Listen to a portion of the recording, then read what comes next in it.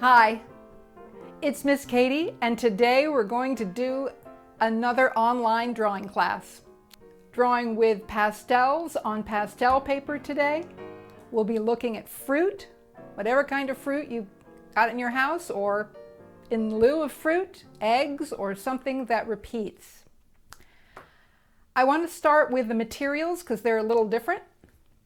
The charcoal pencil and the white pastel pencil will be what you use instead of the number 2 pencil in the last class. We will be adding charcoal that is alpha color or new pastel to create the darker areas the way we used the ebony pencil last time. So let's begin. So I'm going to start with the foreground apple, which is the one closest to the bottom of the page. The foreground apple is kind of at an angle like this. So that's going to be the orientation. The one behind it, I look at the negative space here. It's larger. Indentation here, a little flatter across the top. And then the one above, the foreground apple, is kind of just overlapping it a little bit. Again, I'm going to square off the top a little bit because that's the way the apples look.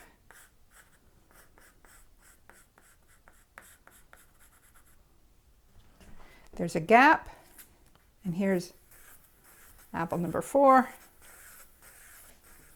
overlapping with apple number 5. And again, each one has an orientation. This one's almost upright. This one goes kind of at an angle like that. This one comes forward but slightly to the side. And this one goes like this. And I use those lines to show where the indentation is on each apple. And again, I'm sort of squaring them off and bringing them to more of a point at the bottom, because that's the way my apples look. Yours may not, but I'm just trying to get the silhouette. I'm also going to put the tabletop because that's going to help me later when I'm trying to determine the value behind and touching the apples. So when I start with the widest range of values.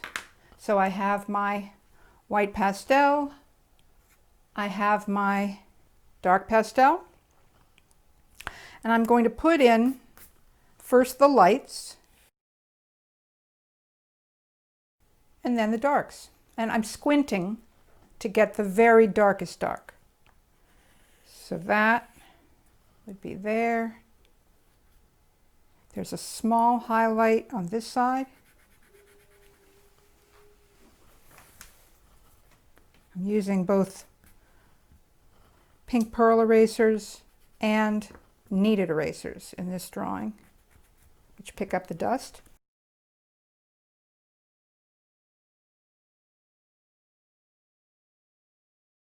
And there's often a little bit of shadow in the area of the indentation. So those are the darks on the apples. And next we go to the dark shapes that are cast shadows.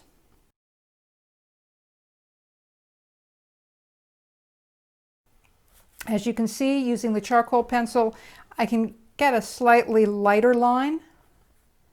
So I may go into my apples with the lighter gray. Go around the highlights a little bit to make them stand out. Now I'm going to clean up my edges.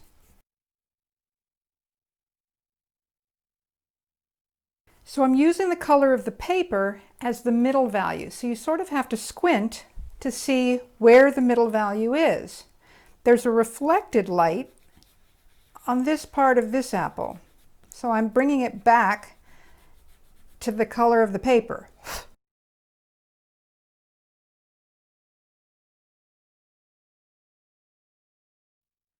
And make sure that you're noting which is the dark apple. I have a dark edge on this side and a light edge on the inside.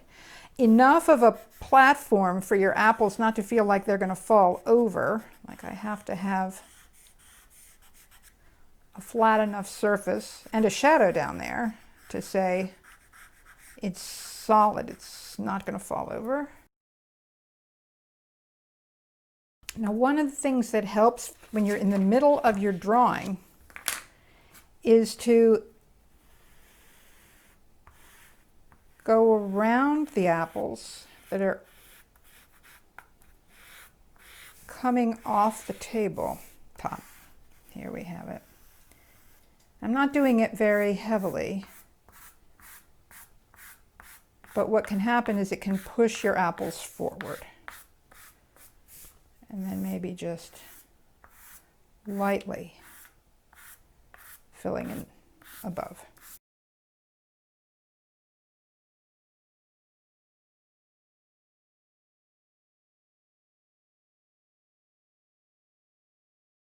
So using the smudge stick on the outside of the apples, I'm creating a middle to light gray in the shape that I have drawn of the cast shadow. Most of the shapes are rounded at the end, unless they go off the page. And they help articulate the edges of the apples. I also use the smudge stick inside the indentations before I put in the stems. To put in the stems, I actually remove a little bit of the smudged charcoal .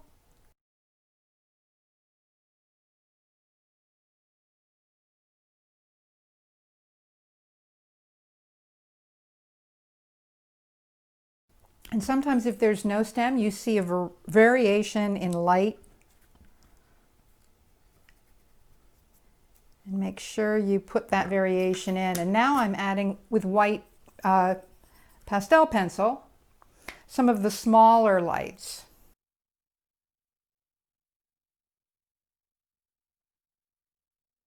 Notice I'm not overlapping my black and my white. My black and my white, if you put them together, become the color of the paper pretty much. So you don't need that middle value gray. What you need is separate amounts of white and black that can blur into each other or have the gray color in between each other.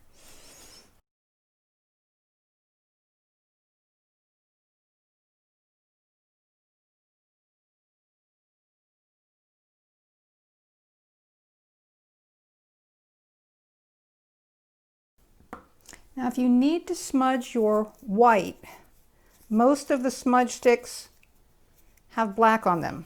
So you may want to wipe a little bit of the dark off.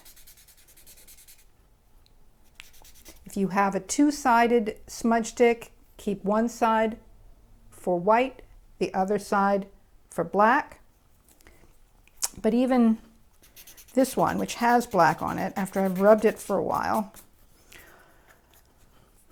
will allow me to smudge an area of white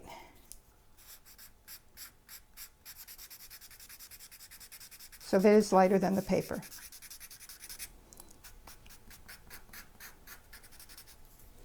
Periodically, because charcoal is dirty, you may want to wash your hands, especially if you're doing what I'm doing and getting charcoal on the paper.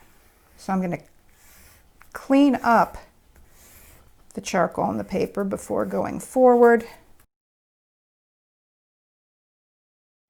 All right, so the next part is using the smudge stick to blend in the apples.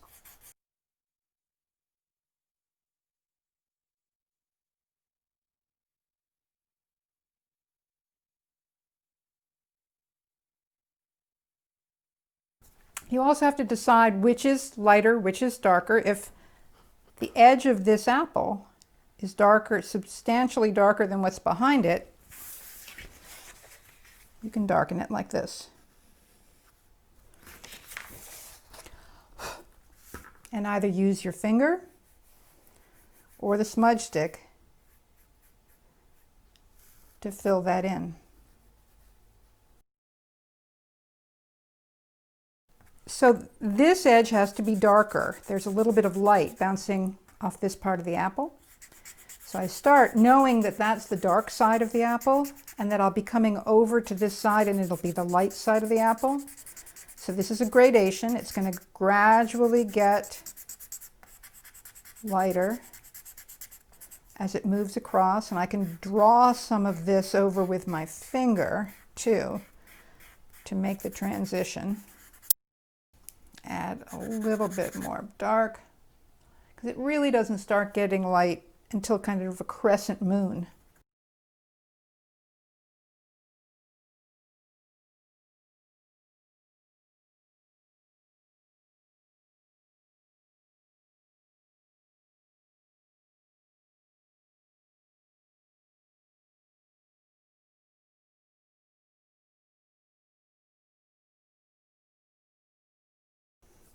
And they're all relative, so it may turn out that one of your lights isn't as light as the others, and you can just go across it, keep it there, but it ends up just being a slightly lightened area.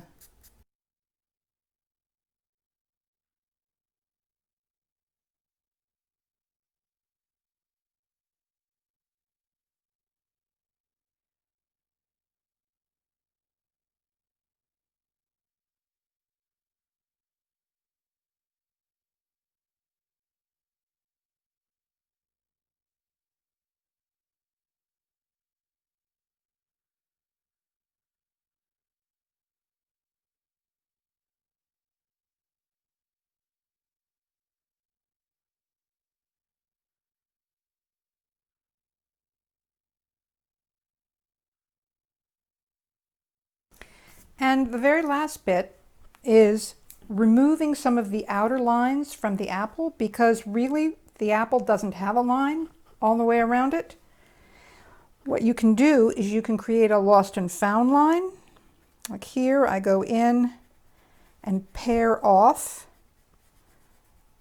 the line so that really what we're seeing is the edge of the apple as gray. If you blend into the line, that's the other way. You don't have to erase. You can just absorb the line into the value on the inside. And then clean up anything that still feels rough while you're cleaning up the rest of the paper.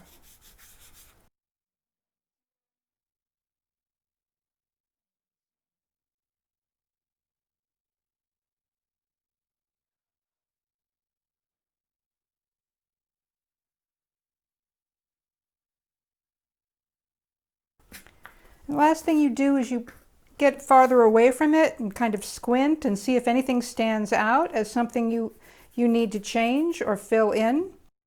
You can make the decision to leave the back the way it is or to just lightly smooth it with your finger. One way to finish it off, and another way to finish it off is to blend it completely. As long as you didn't put too much down there, it should stay lighter than your dark apples, if you're using apples. But that's the idea. So finish it off with your background.